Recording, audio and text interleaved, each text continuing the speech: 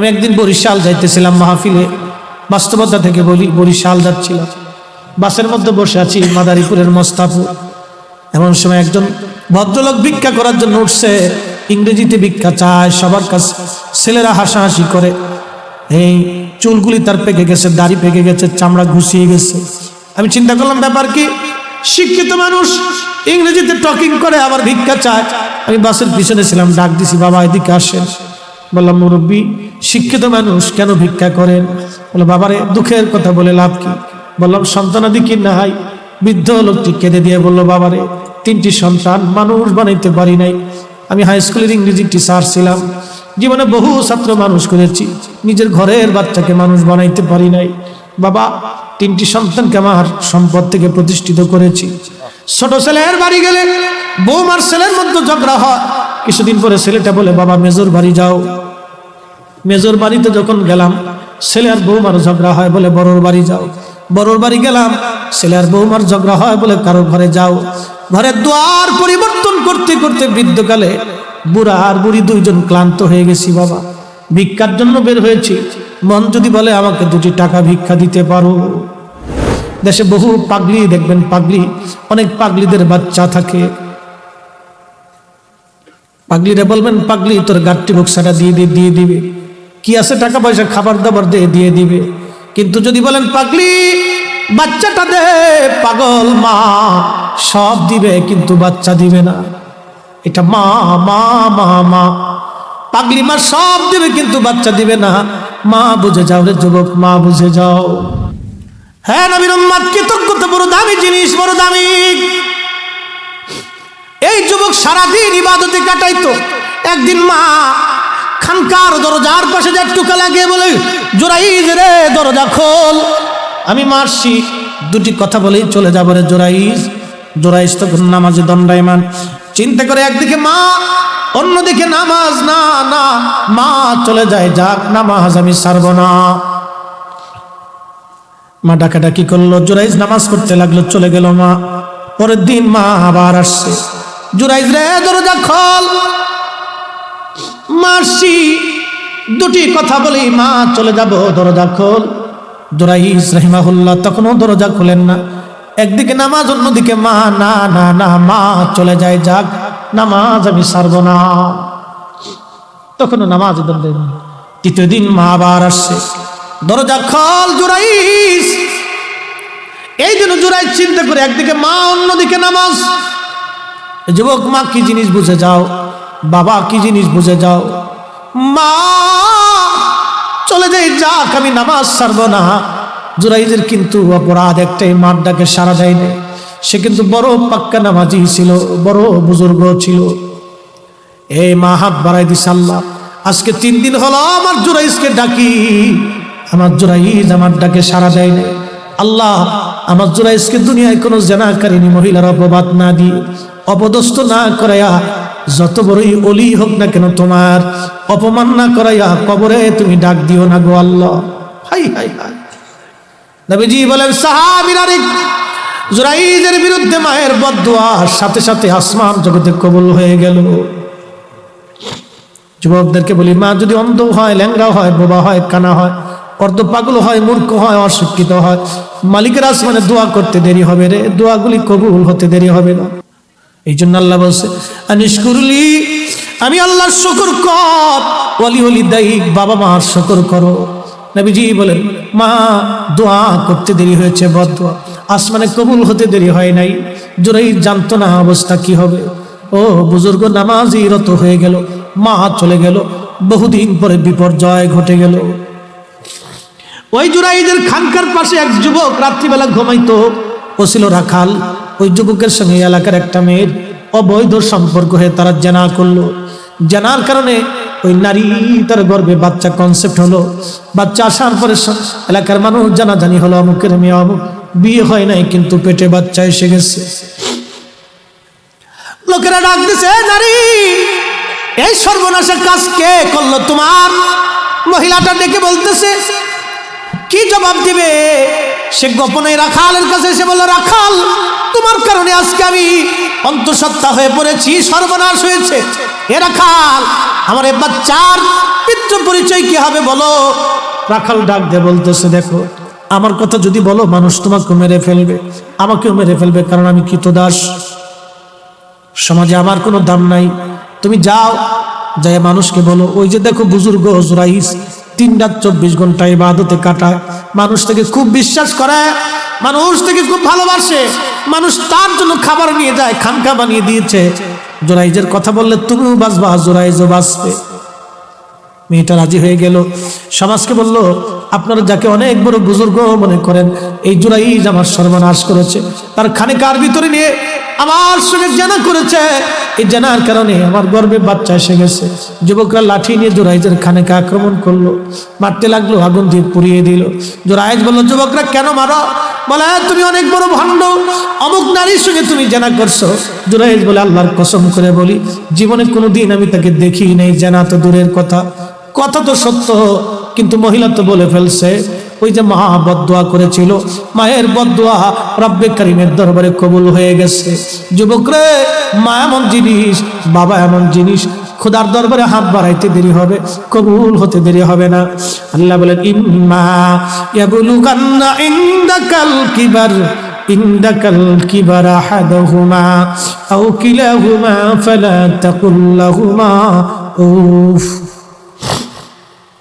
ইম্মা ইয়াবলুগান্না ইনদাকাল কিবার, তোমার বাবা মা যখন বুড়া হবে, বৃদ্ধ হয়ে যাবে, এমন আচরণ তুমি করিও না যে আচরণে তোমার বাবা মা উহু শব্দটা পর্যন্ত করে বসে। লোকেরা ধরে নিয়ে গেছে, জুরাইজ বলো তুমি কি জেনা করছো? জুরাইজ বলে, না, কথা তো সত্য, জুরাইজ তো জেনা করে, সে তো আল্লাহর ওলি, সে ইবাদতে কাটাচ্ছে, কিন্তু মায়ের বদদোয়া তো কবুল হয়ে গেছে। জুরাইজ সন্তান প্রসব হওয়ার পরে কোর্ট আদালত আবার বসছে। মহিলা ছোট্ট বাচ্চাকে কোলে করে নিয়ে আসছে। মহিলা জানে না অলির দর কত দূর পর্যন্ত, মহিলা বুঝে নাই অলির দর কত দূর। ছোট্ট বাচ্চাকে কোলে করে নিয়ে আসছে। জুরাইজ বুখারীর কিতাবুল আম্বিয়াতে আসছে। নিয়ে আসার পরে আল্লাহর নবীজি ডেকে বলেন, সাহাবীরা রে, মহিলা তখনও বলে এই বাচ্চার মালিক জুরাইজ। জুরাইজ বলে, আমি না। লোকেরা বলল, তাহলে সাক্ষী হাজির করা। ছোট্ট বাচ্চাটাকে কাছে নিয়ে হযরত জুরাইজ তল পেটের মধ্যে শাহাদাত আঙ্গুল দিয়ে ধাক্কা দিয়ে বলল, এ বাচ্চা বলো আমি তোমার জন্মদাতা নাকি অন্য কেউ? বাচ্চার জবান খুলে গেল। জুরাইজের সাক্ষী জবান খুলে গেল। দুধের বাচ্চা ডেকে বলে, এ মানব, জুরাইজ আল্লাহর ওলি, তার কোনো দোষ নাই, আমি তার মাধ্যমে দুনিয়াতে আসি নাই। অমুক রাখাল জুরাইজের খানকার পাশে থাকতো, ওই রাখালের মাধ্যমে আমি দুনিয়াতে আসি। আরো জোরে, আরো জোরে। যে যুবকরা জুরাইজকে মেরেছিল, আচ্ছা এই দৃশ্য দেখার পরে কেউ কার স্থির থাকতে পারে? যে যুবকরা মারছিল, হুজুরের কদম জড়িয়ে ধরে বলতেছে, হুজুর আমার ভুল হয়ে গেছে, ক্ষমা করে দেন। আপনি যদি বলেন আপনার খানেকা আগুন দিয়ে পুড়িয়েছি, সোনা দিয়ে বানাই দিব। জুরাইজ বলল, না, স্বর্ণ দিয়ে বানাইতে হবে না, তোমরা আগের মতোই মাটি দিয়ে বানিয়ে দাও। তবে শোনো রে, আমার একটা ভুল আমাকে এই পর্যন্ত নিয়ে আসছে, আমি মার সাথে বেয়াদবি করছিলাম। যুবকরা রে, আমি মায়ের সাথে বেয়াদবি করেছি, মার সাথে বেয়াদবির জন্য মা বদদোয়া করেছিল রে যুবকরা, যার কারণে আজ আমি জানাকারিনী মহিলার অপবাদ আমাকে শুনে অপদস্থ হতে হয়েছে। তোমাদেরকে বলি, মায়ের সাথে বেয়াদবি করবে না, কষ্ট দেবে না, মার অবাধ্য হয়েও না। এই ভালোবাসা সাহাবীরা দিয়েছিল। আল্লাহ বলেন, আমিনু কামা আমানান নাস,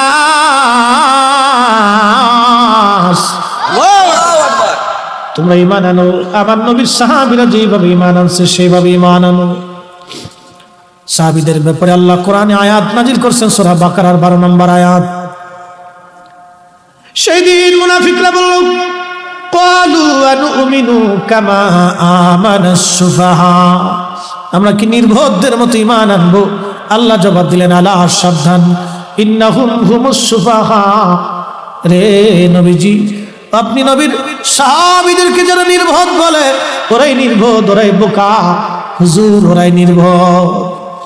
সেদিন বেলালকে তারা নির্বোধ বলেছিল, কারণ হযরত বেলালের আযানের ভিতরে ভুল হইতো। বন্ধু, কেন? কালেমা পড়ার কারণে হযরত বেলালের জিহ্বা ওরা ফোঁটা করে দিয়েছিল, লোহার শিক আগুনের মধ্যে গরম করে। বেলালের জিহ্বায় পার ওপার করে জবান বন্ধ করে রাখতো। মারতে মারতে বেলালকে বেহুশ করে ফেলতো। আহা, পিঠের চামড়াগুলি, গোশতগুলি বেলালের খসে খসে ফেলে দিয়েছিল। প্রচন্ড গরমে লু হাওয়ার মরুর বালুর ভিতরে বেলালকে বেঁধে রেখে পাথর চাপা দিয়ে চলে আসতো। প্রচন্ড গরমে বালিগুলি লেগে লেগে চামড়াগুলি ফুসকা পরে পরে ঘা হইতো। ওই ঘায়ের মধ্যে বেলালকে চাবুক দিয়ে পিটানো হতো, আর বলা হতো, বেলাল কালেমা সারবি। হযরতে বেলাল রাদিয়াল্লাহু আনহু বলতেন, বেঈমানরা রে, জীবনের সব কিছু দিতে রাজি, কিন্তু নবীর কদম ছাড়তে রাজি না। মদিনাতে গেলেন হযরতে বেলাল রাদিয়াল্লাহু আনহু। মদিনায় গেলেন, আযানের প্রবর্তন হলো, আযান শুরু হলো। বেলালকে নবীজি মুয়াজ্জিন বানিয়ে দিলেন। বহু বছর নবীর সহবতে থেকে থেকে নবী প্রেমে বেলালের হৃদয় সিক্ত হয়ে গেল। হাবিবে কিবরে ইন্তেকাল করবে, হুজুর ইন্তেকাল করলেন, অনেক বড় লম্বা ওয়াজ। ইন্তেকাল করার পরে মদিনার যে কি অবস্থা হয়েছিল আপনারা তো বুঝতেই পারছেন। একটা উট পর্যন্ত কেঁদে কেঁদে হয়রান হয়ে গিয়েছিল। সারা মদিনার মানুষগুলি নীরব হয়েছিল। খাওয়া দাওয়া, ঘুম মদিনাবাসীর বন্ধ হয়েছিল। সাহাবীরা খাওয়া দাওয়া বন্ধ করেছিল। একজন এক এক দিকে এক একভাবে বিক্ষিপ্ত ভাবে পড়েছিল। বহুদিন পার হয়ে গেল, বেলাল আর মদিনায় আজান দেয় না। আবু বকর একদিন ডেকে বলল, বেলাল আজান দাও। বেলাল ডাক দিয়ে বলল, আবু বকর, তুমি কি আমাকে কিনেছো আল্লাহর উদ্দেশ্যে না তোমার নিজের জন্য? আবু বকর বলল, বেলাল রে, কাফেরদের কাছ থেকে তোকে কিনে এনেছিলাম আল্লাহকে খুশি করার জন্য, তোমাকে আজাদ করে দিয়েছি। বেলাল বলল, আবু বকর, আমি আর মদিনায় আজান দিব না। যে আজান দিলে নবী আসতো, সে আজান দিলে আজ নবী আসে। আমি আর কোনোদিন মদিনায় আজান দিতে পারবো না। চলে গেলেন নবীর আশিক সিরিয়ার দামেস্কে। বহুদিন পার হয়ে যাওয়ার পর একদিন ঘুমিয়ে আসে বেলাল। স্বপ্ন দেখে নবীজি ডেকে বলে, বেলাল, কেমন জুলুম তুমি শুরু করছো আমার সাথে রে বেলাল? কতদিন হলো তুমি আমার জিয়ারতে আসো না? বেলাল, আয়া, আমি নবীর জিয়ারতে আই রে বেলাল। আহা, কি প্রেম নবীর সঙ্গে করেছিল বেলাল। নবীজি তাকে ডাকার জন্য গেছে, আয় বেলাল, আয় আমার জিয়ারতে আয়। কতদিন হলো বেলাল তুমি আমার জিয়ারতে আসো না? আয় বেলাল। নবী ডেকেছে, বেলাল পাগলের মতো হয়ে গেছে। শুধু সিরিয়ার দামেস্কের দিকে বেলাল পায়ে হেঁটে হেঁটে হেঁটে হেঁটে মদিনা আসছে। পায়ে হেঁটে হেঁটে আসছে, দু একটি পথ না, শত শত হাজার হাজার মাইলের পথ। বেলাল পায়ে হেঁটে হেঁটে চলে আসছে। দেরি করে নাই বেলাল, দেরি করে নাই। শুধু সিরিয়ার দামেস্কের দিকে পাগলের মতো ছুটে আসছে। সে হযরত বেলাল রওজা মোবারকের পাশে মাথা ঠেকিয়ে ঠেকিয়ে ডুকরিয়ে ডুকরিয়ে বেলাল কাঁদতেছিল, হুজুর আমি আসছি। নবী গো, আপনি আসতে বলেছিলেন, গোলাম হাজির হয়ে গেছে। আল্লামা ইমাম তাকিউদ্দিন সুবকি আর শিফাউস সাকামের মধ্যে লেখেন, রওজা শরীফের সঙ্গে মাথা ঠেকিয়ে বেলাল ডুকরিয়ে ডুকরিয়ে কাঁদতেছিল। নতুন মুয়াজ্জিন আসছে, এসে দেখে বেলাল কাঁদতেছে। ডাক দিয়ে বলল, সাহাবীরা, নবীর মুয়াজ্জিন বেলাল আসছে। কথা শুনে সব সাহাবীরা মদিনার ঘর থেকে বের হয়ে আসছে। সব সাহাবীরা বলে, বেলাল আজান দাও, কতদিন হলো তোমার কণ্ঠের আজান শুনি। বেলালের একটাই কথা, সাহাবীরা রে, আমি আজান দিলে কি নবী নামাজ আসবে বলো? যে আজান দিলে নবী আসতো, সে আজান আমি আর দেব না। যে আজান দিলে নবী আসবে না, আজান দেব না। সাহাবীরা বলল, বেলাল আজকে আমাদের কথা আজান দিবে না, যায় দেখো ইমাম হাসান আর হুসাইন আসেনি। যদি হাসান হুসাইন বলে রে বেলাল আজান দিবে, সাহাবীরা দৌড়ে হাসান হুসাইনকে নিয়ে আসছে। ইমাম হাসান হুসাইনকে দেখতে নবীর মতো দেখা যাইতো, চেহারা নানার চেহারা পেয়েছিলেন, বড় সুন্দর চেহারা পেয়েছিল নানার, দেখতে একবারে নবীর মতো দেখা যাইতো। ইমাম হাসান হুসাইন যখন আসছে, রওজা শরীফ থেকে বেলাল উঠে ইমাম হাসানের বুকের মধ্যে মাথাটাকে কাঁপতেছে, আবার ইমাম হুসাইনের বুকের মধ্যে মাথাটাকে বেলাল কাঁদে রে। হযরত ইমাম হাসান ডাকতে বলল, নানার মুয়াজ্জিন, যে কণ্ঠ দিয়া নানারে আজান শোনাইতা, তুমি মিনারায় যাও, ওই কণ্ঠ দিয়ে আমরা আজান শোনাইয়া যাও। বেলালের মতো আশিক যদি আমরা হইতাম, এ দুনিয়ায় নবীর দেখা পাইতাম, এ দুনিয়ায় নবীর দেখা পাইতাম। ইমাম হাসান কাঁদে, বলে নানার মুয়াজ্জিন, যেই কণ্ঠ দিয়া নানারে আজান শুনাইতা, যাও মিনারায়, ওই কণ্ঠ দিয়ে আজান শুনাও। যে মহিলার ঘরের ছাদের উপরে দাঁড়ায় বেলাল আজান দিতে, হযরতে বেলাল দৌড়ায় চলে গেলেন সেই ছাদে, শুরু করলেন আজান, আল্লাহু আকবার, আল্লাহু আকবার। সারা মদিনার রন্দে রন্দে আজানের আওয়াজ পৌঁছে গেল। মদিনার ঘর থেকে সাহাবীরা বের হয়ে দৌড় মারছে, কিতাবের মধ্যে আসছে, সাহাবীদের মন বলেছিল নবী বুঝি ফিরে আসছে, নবী বুঝি ফিরে আসছে। বেলালের আজান, আল্লাহু আকবার, আল্লাহু আকবার। মদিনার ঘর থেকে বৃদ্ধ সাহাবীরা বের হয়ে দৌড় মারছে, আশহাদু আল্লা ইলাহা ইল্লাল্লাহ। মহিলারাও ঘর থেকে বের হয়ে দৌড় মারছে। ইমাম সুবকি লেখেন, সারা মদিনায় কান্নার রোল পড়ে গেল। মদিনার মানুষগুলি কাঁদতে লাগলো। নবীর ইন্তেকালের পরে মদিনার মানুষ এইভাবে আর কোনোদিন কাঁদে নাই। বেলাল যেই দিন আজান দিয়েছিল, সেই দিন সারা মদিনার মানুষ ডুকরি ডুকরি কেঁদেছিল। কেউ বা ভেবেছিল বুঝি নবী চলে আসছে, বুঝি নবী আসছে রে। বেলাল যখন বলল আশহাদু আন্না মুহাম্মাদুর রাসূলুল্লাহ, বেলাল আর স্থির থাকতে পারেন না, অজ্ঞান হয়ে পড়ে গেলেন।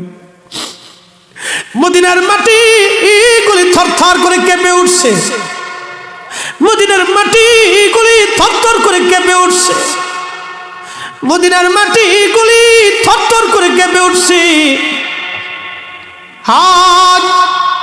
সেদিন মদিনার মানুষ কেঁদে কেঁদে হয়রান, কেঁদে কেঁদে হয়রান। নবীর পাগল আশিক আর আজান দিতে পারেন নাই। কেঁদে কেঁদে রওজা শরীফে মাথা ঠেকিয়ে বলেন, হুজুর আসতে বলেছিলেন, গোলাম এসেছে, আপনি হুকুম করেছিলেন, আমি আসছি। নবী গো, আপনার জিয়ারতে আসছি। আজান দিতে বলেছে, আজান দিয়েছি। আজান দিলে নবী আগে নামাজ আসতে, আজকে আজান দিলাম, আপনি নামাজ আসেন। যে আজান দিলে নবী আসবে না, সে আজান আর কোনোদিন আমি দেব না। কোনোদিন আর বেলাল আজান দেন নাই, কোনোদিন বেলাল আর আজান দেন নাই। নবী বিরহ বেদনা সহ্য করতে না পেরে বেলাল কলিজা ফেটে মারা গিয়েছিল, কলিজা ফেটে মারা গিয়েছিলেন, কলিজা ফেটে মারা গিয়েছিলেন। যদি ওয়াজ বুঝেন তো বাড়ি পর্যন্ত নিবেন, ওয়াজ যদি বুঝেন তো বাড়ি পর্যন্ত নিবেন। আল্লাহ রাসূল নিজে বলেছেন এই ঘটনাটা, আমার বানানো কিচ্ছা না। চাই ওই জমানার ওলিদের কত দাম ছিল। বাচ্চারা ধাক্কা দিছে, জবান খুলে গেছে। হ্যাঁ বাচ্চা বলো, বাচ্চা জবান খুলে কথা বলছে। এই জমানার ওলিদের জবান করছে জানেন, বোবাকে বলছে, এই বোবা কথা বল, বোবাকে আল্লাহু আকবার, সুবহানাল্লাহ বলবেন না? আল্লাহু আকবার। কত ওলির জীবনে কত ঘটনা আছে। মানুষ শাহজালাল রহমতুল্লাহ আলাইহি জায়নামাজ দিয়ে নদী পার হইছে, কানার বাচ্চা বই লিখছে, কানার বাচ্চা লিখছে শাহজালাল রহমতুল্লাহ জায়নামাজ দিয়ে নদী পার হওয়া যায়, কলা গাছ দিয়ে পার হচ্ছে। কত কানা দেশে আছে চিনতে পারছে, কলা গাছ দিয়ে পার হচ্ছে, কানার ঘরের কান, কানার ঘরের কান আগে কলা গাছ দিয়ে রেডি পারছে। বহুত কানার বাচ্চার জন্ম ছিল, অভাব নাই। কথা বললে মানুষ বলবে যে হুজুর বেশি শক্ত কথা বলতেছে। ও বেটা দেখছেও কলা, ওর জীবনটাই কলা, মরার পরে পাবেও কলা। কি কথা কথা না, জীবনটাই কলা। আরে আল্লাহর ওলিরা যখন আল্লাহর মকবুল হয়ে যায়, আল্লাহ তার হাত, চোখ, কান, পা, নাক সব আল্লাহর হয়ে যায়, সব আল্লাহর হয়ে যায়, তার ইজ্জতের জিম্মাদারি আল্লাহর হয়ে যায়। একসাথে বলা যাবে সুবহানাল্লাহ। সুলতান মাহমুদ গজনবী নাম শুনেছেন জীবন, গজনির বাদশা ছিলেন। বর্তমান আফগানিস্তান, উজবেকিস্তান, তাজিকিস্তান, তুর্কমেনিস্তান, এরপরে পাকিস্তান, বিরাট অংশে তিনি সুলতান ছিলেন। বিরাট এক জনপদের বাদশা ছিলেন সুলতান মাহমুদ গজনবী।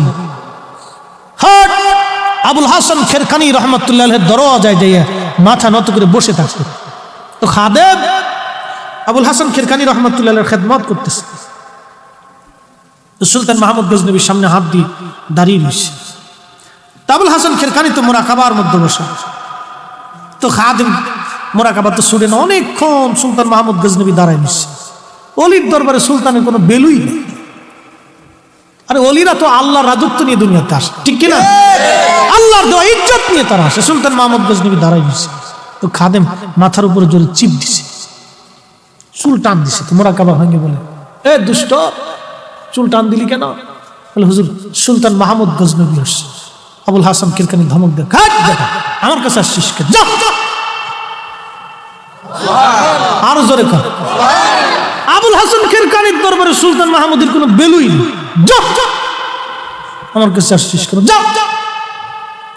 সুলতান মাহমুদ গজনবী কদমের মধ্যে পরীক্ষা, হুজুর আমি একটা আশা নিয়ে আসছি।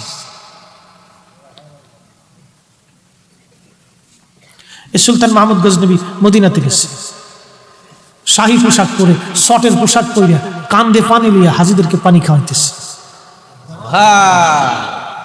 আর আমার দেশের গম চোর, ডিম চোর, চিনি চোর, চাল চোর, কি কথা করে না কেন? কয়দিন আগে ডিমের দাম বাড়ছে, মুরগায় কি হরতাল ডাক দিছিল? তো ডিমের দাম বাড়লো কেন? গত রাত্রে সেই ডিমের দিন বাড়ছে, আজকে রাত্রে সেই ডিমের দিন বাড়ছে, তো দাম বাড়লো কেন? এই সিন্ডিকেট আলারা এই সিন্ডিকেট করে ডিমের দাম বাড়াই দিচ্ছে। ওই ডিমের দাম যখন বাড়ছে তখন এক মাহফিল গেছি ভালো কাটে মমেশি, তো যে বাড়ি খাবার দিচ্ছে এই বাটার অনেক বড় ফার্ম।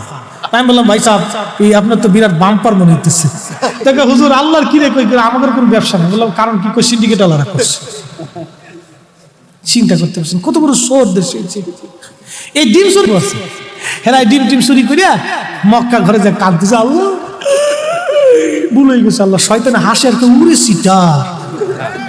18 কোটি মানুষের টাকা পকেট থেকে বাইরে এনে হজে এসেও আল্লাহর ঘর ধরে আল্লাহর সাথে তামসা লাগাইছে। এরকম সিটার দেশে আছে, কি ওয়াজ করবো আর বুঝাবো? এই অবস্থা। আল্লাহ পাক আমাদেরকে সহি সমঝ দান করুন, বলেন আমিন। সঠিক মতে আমাদের চলার দরকার বন্ধু, কোন মানুষের হক নষ্ট করে। একটা অনুরোধ আপনাদেরকে বলি, এই কম খান তাও ভালো, কোনো মানুষের রিজিকে হাত দিয়ে। কেউ যদি টাকা পায় ডেকে এনে টাকা দিয়ে দেবে, ভাই তোমারটা তুমি নিয়ে যাও। আবার বলি, কোন মানুষের হক নষ্ট করে।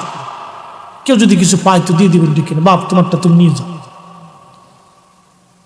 আপনার ভাই যদি জমিন পায় তো বুঝাই দিয়ে দেন, আপনার বোনে যদি পায় তো বুঝাই দিয়ে দেন, প্রতিবেশী যদি পায় তো বুঝাই দিয়ে দেন, বাপ তোমারটা তুমি নিয়ে যাও, এটা আমার না। এগুলি বুঝাই দিয়ে দেন। কম খান, ডালি চালি খান, গোশ পোলাও খাওয়ার দরকার নেই। এগুলি রেখে আপনি সন্তানের জন্য রেখে যাবেন। মেহেশ্বরের মাঠে সন্তান আপনার 4 পয়সাও কাজে লাগবে না। আল্লাহর কসম করে বলি, এই কোরআন শরীফ ধরে বলতেছি, মালিকের শপথ করে বলতেছি, এই সন্তান 4 পয়সাও কাজে লাগবে না। যেই সন্তান করোনার সময়ে বাবার লাশের পাশে ভয়ে যায় না, সেই সন্তান কিয়ামতের ময়দানে 4 পয়সাও কাজে লাগবে।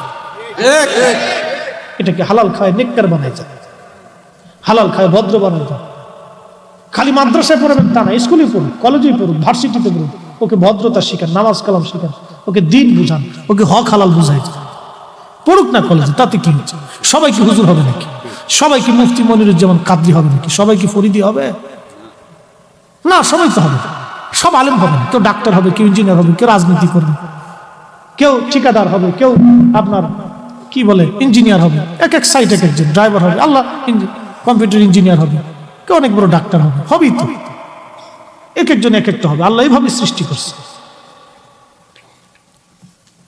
এই জন্য আল্লাহ বলছেন ফাসআলু আহলা যিকরি ইন কুনতুম লা তা'লামুন, তোমরা ধর্মের যেটা জানো না আহলে যিকিরদের কাছ থেকে জানো। এই আয়াত থেকে বোঝা যায় সবাই আলেম হবে। যারা আম হবে তারা আলেমদের কাছ থেকে এসে ধর্ম শিখে যাবে। একসাথে বলা যাবে না মারহাবা?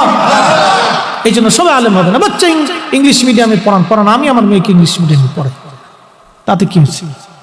আমার ছোট্ট 2 মেয়ে ইংলিশ মিডিয়ামে পড়ে, এখন ইংরেজি পড়ে তাদের টিচারদের সাথে, কিন্তু আমার সাথে নামাজে দাঁড়ায় বাচ্চাদেরকে সূরা কালাম মুখস্থ করে লিখছি। হ্যাঁ, আমি যখন বাসায় যাই নামাজে দাঁড়াই, অনেক সময় ফরজ নামাজটা আমি বাসায় পড়ছি, ইচ্ছা করি পড়ি। আমি যখন জায়নামাজ পিছিয়ে দাঁড়াইছি, আমার মেয়েরা জায়নামাজ নিয়ে এসে দাঁড়িয়ে গেছে, বাবার সাথে নামাজ পড়ে। তা আমি যে মাগরিবে জোরে জোরে সূরা ফাতিহা পড়ছি মাহে রমজানে, হ্যাঁ মুখস্থ করে লিখছি। আমি পড়ার আগে মাইয়েরা পড়তেছে, ভালোই তো, বিরাট মুসল্লি পেয়েছি, বিরাট মুসল্লি। বাচ্চাদেরকে ঘরের ভিতরে শিখা দিতে, ছোট্ট কাল থেকে শিখবে। ছেলেটাকে হাতে করে ধরে মসজিদে নিয়ে আসবে।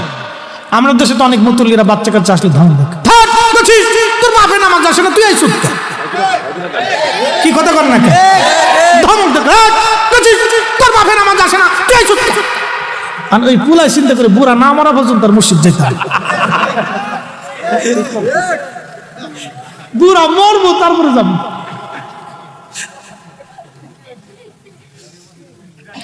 না, রাগ করা যাবে না বাচ্চা আমার, না থাকুক, মানুষের জীবনে ভুল হয়, বাপ তার ভুল ধরে শরম দেওয়া যাবে। মানুষের জীবনে, আমার জীবনে কি ভুল নাই? অবশ্যই আছে, ভুল হয়, মানুষের ভুল হয়, আল্লাহর কাছে ক্ষমা চাইলে আল্লাহ মাফ করে দেবে। এই আমার মসজিদে ঢাকাতে প্রত্যেক জমাতে পারে, তো বাচ্চারা খুব ডিস্টার্ব, তো অনেক বড় মসজিদ, 9 কাঠার উপরে মসজিদ, তো অনেক মুসল্লি প্রত্যেক জমাতে, হাউজিং মসজিদ তো বিরাট মুসল্লি ঘুরে টেতে 4 থেকে 5 হাজার মুসল্লি প্রত্যেক জমাতে, তো অনেকে বাচ্চা কাচ্চা নিয়ে আসি, এই তুফান উঠা। আমি এক ওয়াজ একদিন দিছি, মুতল্লি আমার কথা কয় না, মাঝে মধ্যে খালি রে বাচ্চা থামা, ওনার জোরে কয় না আর কি, খুব ভদ্র মানুষ। বাচ্চাদেরকে নিয়ে যেতে হবে, পাশে দাঁড়া করায় নামাজ শিখে। মাহফিলে আসছেন আপনাদের এলাকার একটা গুণ ভালো মহিলাদের, বাচ্চারা মাহফিলে বসে, আমরা যুবক ভাইরা আসে, আর আমরা এলাকায় ঘোরার দিন খালি বিড়িটা নেবেন কিছু, এক জালাত করছি ফরিদপুর, ও শৃঙ্খল বেশি, বেয়াদব। হ্যাঁ, আপনাদের এলাকায় দুষ্ট থাকলে আবার ভালো আছে, মাহফিল দেয়, যুবকরা মিলেমিশে মাহফিল দেয়, এটা খুব ভালো একটা গুণ, আমার কাছে খুব ভালো লাগে। মাঝে মধ্যে আফসোস করি, কিরে আমরা এলাকায় যদি এরকম পাইতাম, বড় আফসোস লাগে। বুড়া মানুষই মাহফিলে বই থাকে, যদি কেউ সুবহানাল্লাহ কথা কেনা চাইতে, কত আর কেউ 60 বছর ধরে করতেছে, সুবহানাল্লাহর বয়স তো যুবকদের। আপনাদের এলাকার এই একটা গুণ ভালো, দুষ্টুমি ফাজলামি যাই করি, এরা আবার মাহফিল টাফিল সাজায়, একটা ভালো, আলহামদুলিল্লাহ। যদিও এরা বিয়ের গেট নিয়ে কুত্তা নিয়ে মারামারি করে, এ কথা আর করেন, এটি ইতিহাস বেড়ে চলে গেছে, এগুলি করেন না আপনারা, মারামারি ধরাধরি, এগুলো খুব খারাপ কাজ, খুব খারাপ কাজ। না ভয়েস কেটে গেছে, না